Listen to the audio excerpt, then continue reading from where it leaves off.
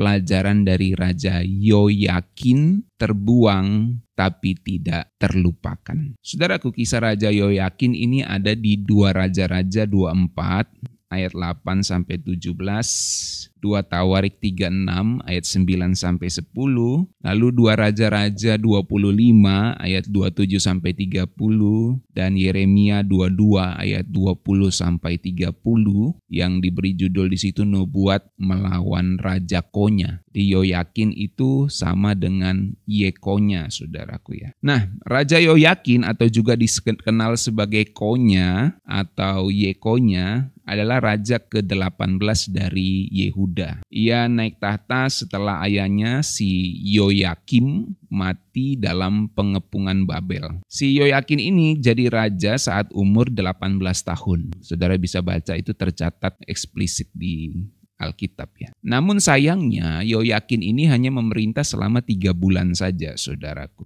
Kurang lebih tahun 598 sampai 3 bulan saja dia memerintah. Dan kemudian ia memerintah itu 3 bulan dan pada akhirnya dia ditawan oleh Nebukadnezar II. Dan itu menandai pembuangan pertamanya ke Babel, saudaraku ya. Jadi saat Yoyakin memerintah, kemudian Babel menyerang, saudaraku, dipimpin oleh Nebukadnezar II itu, maka itulah terjadi pembuangan pertama ke Babel. Nanti di zaman Zedekia, raja terakhir, baru ada pembuangan yang kedua. Jadi pembuangan ke Babel itu ada 2 tahap, saudaraku ya. Nah, setelah Raja Yoyakim memberontak terhadap Babel, Yoyakim ya, itu memberontak terhadap Babel, Nebukadnezar mengepung Yerusalem. Dan sebelum pengepungan itu selesai, Yoyakim mati secara misterius dan akhirnya Yoyakin, anaknya Yoyakim yang berusia 18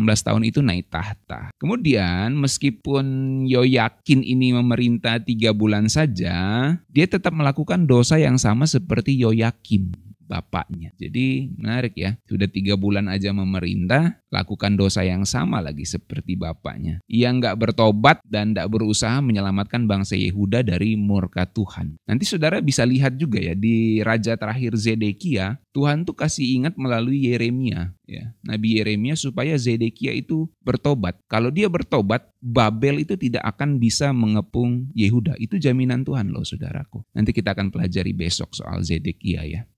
Ini menarik sekali, saudaraku ya. Bahkan di mepet-mepet pun Tuhan masih tetap berfirman melalui nabinya supaya Raja Yehuda itu bertobat. Dalam hal ini Raja Yoyakin ini untuk bertobat, tapi dia tidak mau, saudaraku ya. Dalam 2 Raja-Raja 24 ayat 9 tercatat ia melakukan apa yang jahat di mata Tuhan, tepat seperti yang dilakukan ayahnya. Coba saudara, benar-benar dia meneladani teladan buruk ayahnya. Jadi itulah Yoyakin, saudaraku. Dia nggak membawa perubahan signifikan dalam pertobatan bagi Yehuda dan dia menjadi penguasa yang gagal. Akhirnya Nebukadnezar II itu tiba di Yerusalem dan mengepung kota.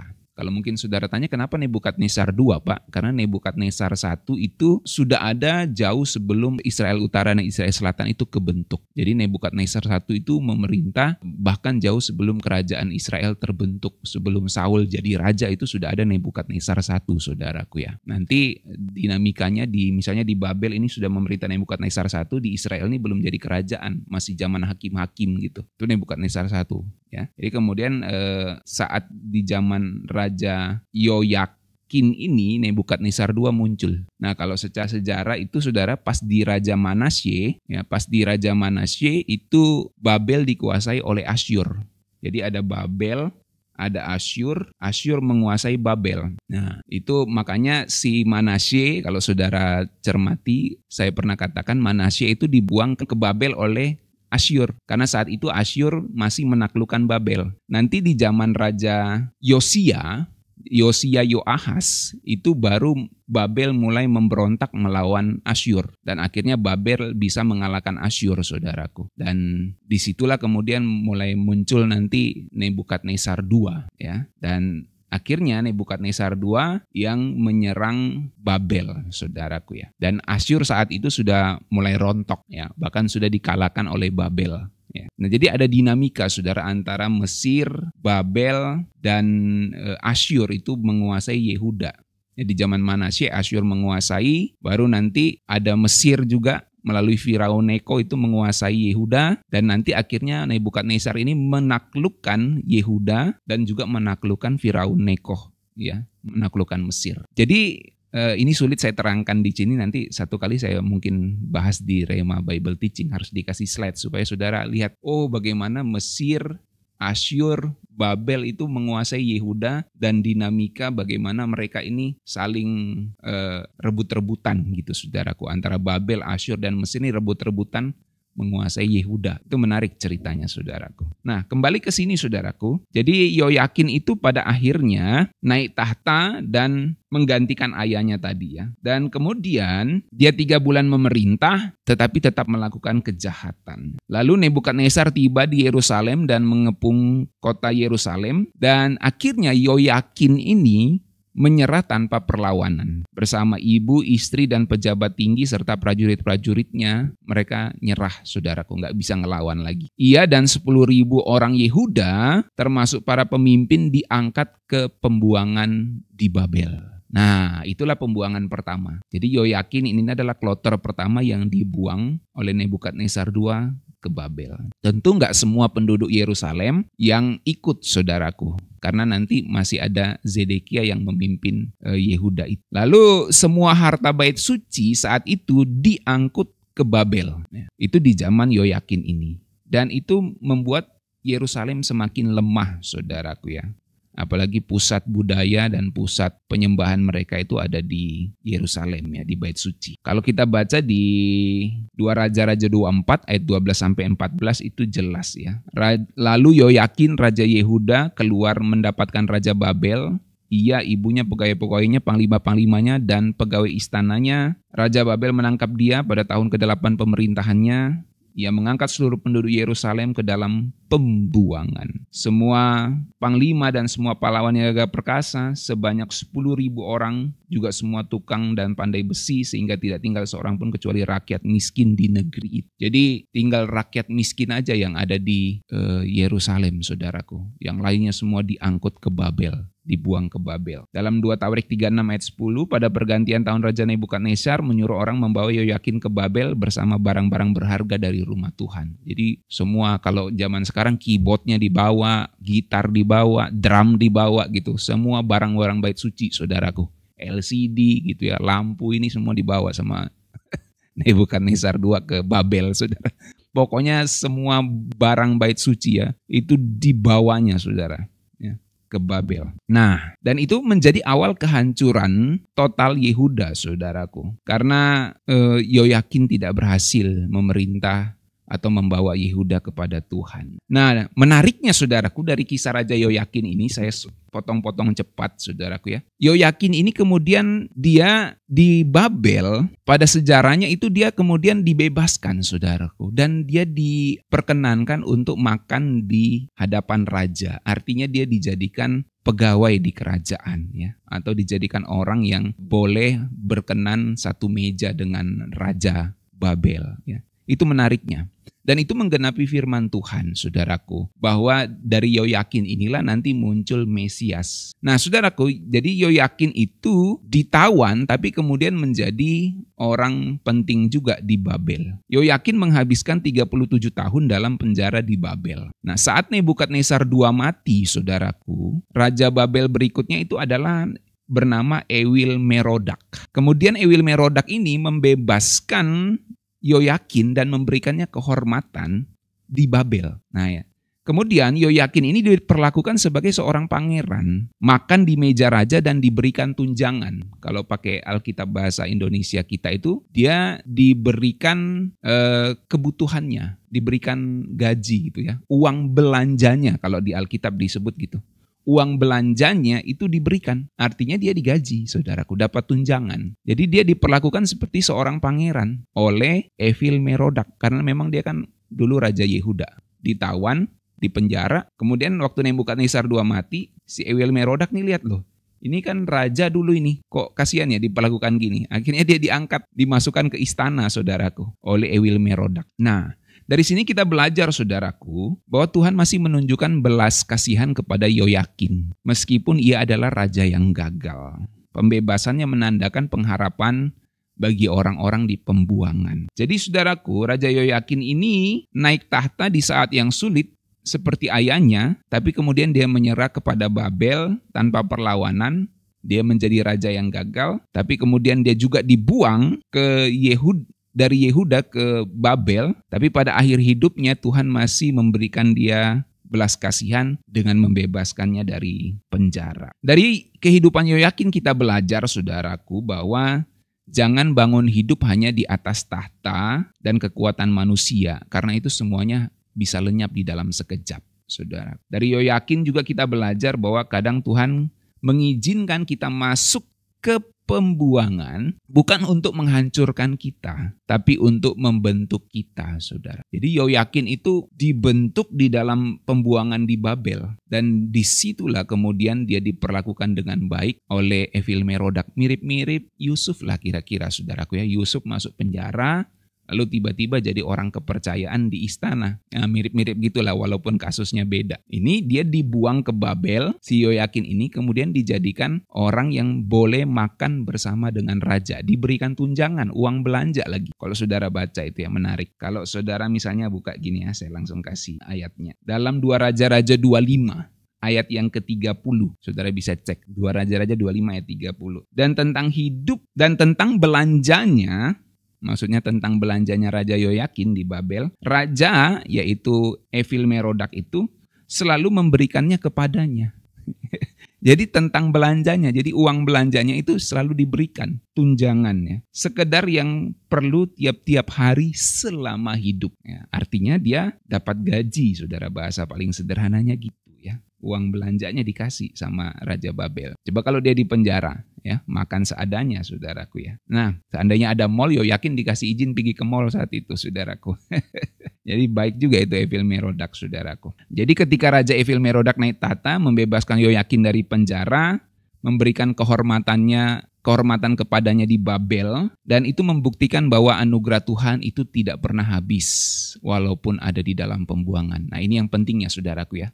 Dari kisah Raja Yoyakin kita melihat anugerah Tuhan itu tidak pernah habis walaupun sudah ada di dalam pembuangan. Jadi meskipun kita jatuh, saudaraku, kalau kita sungguh-sungguh mau bertobat, Tuhan masih bisa mengangkat kita kembali. Tuhan selalu punya jalan untuk pemulihan bagi kehidupan kita. Mungkin beberapa dari saudara yang mendengarkan firman Tuhan ini merasa saya udah jatuh banget.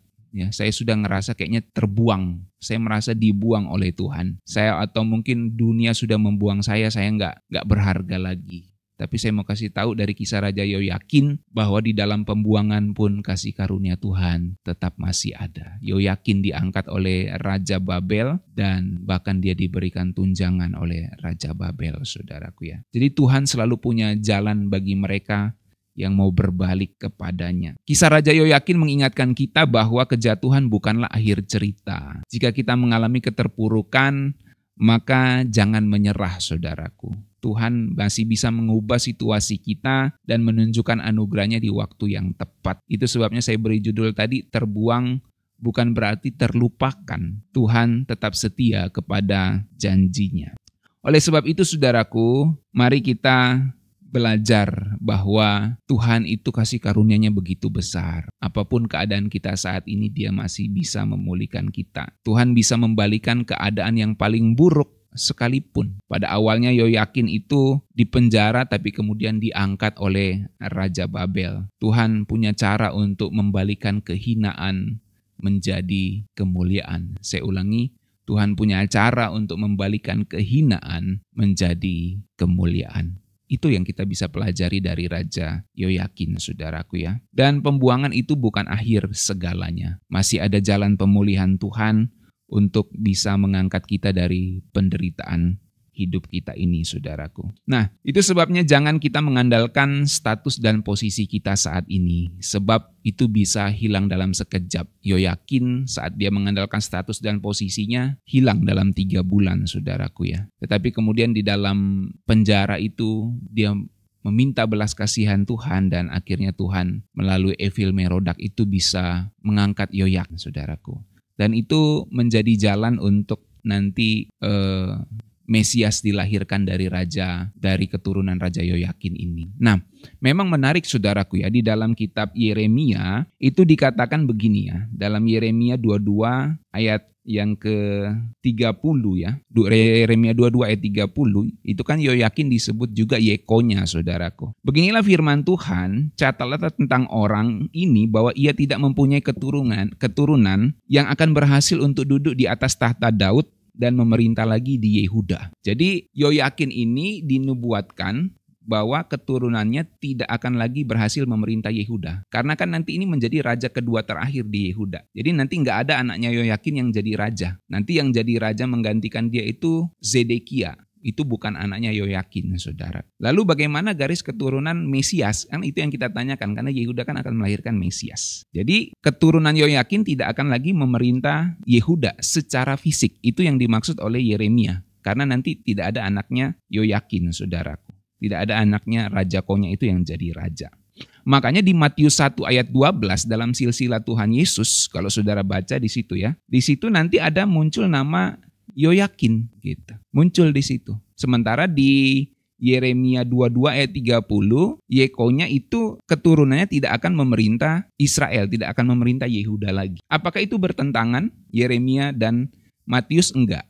Jadi yang di Yeremia itu disebutkan bahwa pemerintahan kerajaan secara fisik. Karena buktinya memang nanti anaknya Yoyakin itu tidak memerintah. Yang memerintah nanti Zedekia. Ya, yang juga masih keturunan Daud tentunya Zedekia. Tetapi dia dari Zedekia tidak akan muncul Mesias. Dari Yoyakin inilah yang muncul Mesias, saudara. Jadi dalam Yeremia 22 ayat 30 itu kalau saudara baca ya, yang disebut Yekonya atau Yekonya di situ, itu tidak berarti keturunan Yoyakin berhenti secara fisik ya. Masih ada terus anaknya, saudaraku ya. Anaknya dari Yoyakin itu. Dan itu menunjukkan dalam garis Mesias bahwa memang Tuhan Yesus itu tidak akan menjadi raja secara fisik di Yerusalem. Makanya kerajaan Tuhan itu kerajaan kekal di langit baru dan bumi baru, saudara. Itu sebabnya saya berteologi di teologi akhir zaman bahwa Tuhan Yesus itu tidak akan menjadi raja fisik di Yerusalem nanti, di sekarang ini, Yerusalem di bumi ini.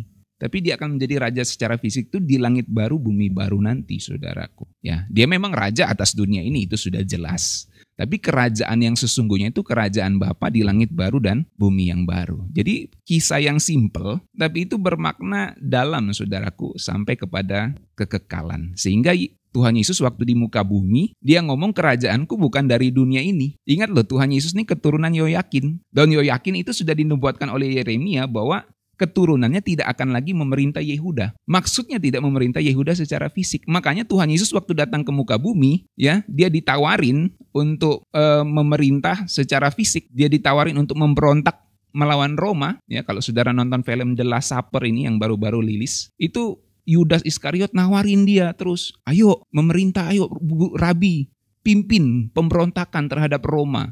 Kau kan bisa buat mujizat, kira-kira gitu bahasa sederhananya. Kau bisa menggerakkan orang-orang untuk melawan Roma. Tapi Tuhan Yesus ngomong apa? Kerajaanku bukan dari dunia ini. Kalau kita mau tarik hubungannya dengan Yoyakin, dia ini kan garis keturunan Daud. Ya. Tapi dia menggenapi nubuatan dalam Yeremia bahwa keturunan Yoyakin tidak akan memerintah Yehuda lagi. Tidak akan naik di atas tahta Daud lagi secara fisik. Makanya Tuhan Yesus ngomong, kerajaanku bukan dari dunia ini. Dia keturunan Daud yang memerintah bukan hanya Yerusalem, tapi seluruh dunia, seluruh alam semesta. Dan kerajaannya yang secara fisik itu akan nyata di langit baru dan bumi baru nanti. Nah, itu penting, saudaraku ya.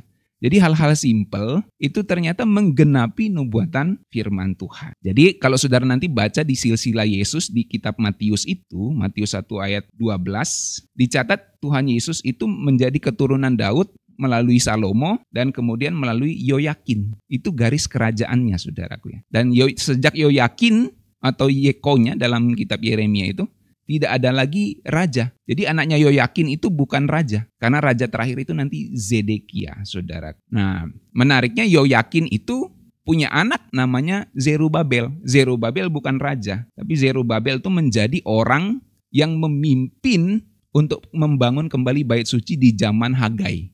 Ya, makanya di kitab Hagai muncul Zerubabel. Nah, Zerubabel itu anaknya Yoyakin itu, saudaraku ya. Dan itu menunjukkan bahwa ada jalan pemulihan dari Tuhan untuk penyembahan kepada Tuhan, saudaraku ya. Jadi ini menunjukkan bahwa kutukan ya atau nubuatan kepada Yoyakin itu bukan tidak berlaku secara mutlak dalam pengertian tidak sama sekali keturunan Raja Daud melalui Yoyakin menjadi raja, bukan ya. Tapi maksudnya tidak menjadi raja secara fisik di Yerusalem, tapi bukan berarti tidak menjadi raja yang akan memerintah seluruh dunia. Karena keturunan Yoyakin yaitu Yesus Kristus memerintah menjadi raja seluruh dunia ya, dan kerajaannya yang kekal itu di langit baru dan bumi baru. Jadi saudara bisa melihat firman Tuhan itu digenapi begitu detail, saudaraku ya. Dari sini kita melihat bahwa selalu ada jalan pemulihan meskipun berada di dalam pembuangan. Dan jalan pemulihan Tuhan itu ternyata tidak seperti yang kita pikirkan. Jalan pemulihan Tuhan itu bukan hanya memulihkan kita, bukan hanya memulihkan keturunan Daud, tapi memulihkan semua umat manusia yang mau percaya kepadanya. Jadi walaupun terbuang umat manusia ini karena dosa, masih ada jalan pemulihan dari Tuhan. Itulah pelajaran yang kita dapatkan dari Raja Yoyakin ini, saudara. Nanti saudara baca-baca lagi ya dan ulang dengar apa yang saya ngomong ini, lalu saudara coba hubung-hubungkan.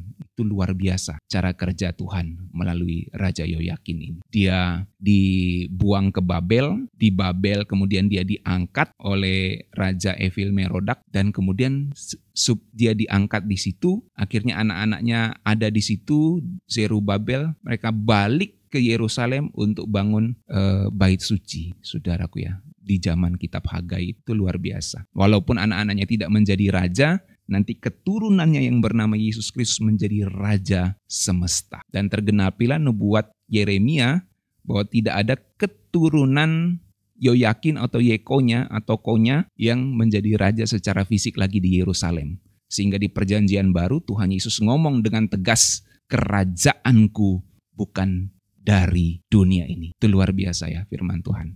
Oke, mari kita berdoa, saudaraku.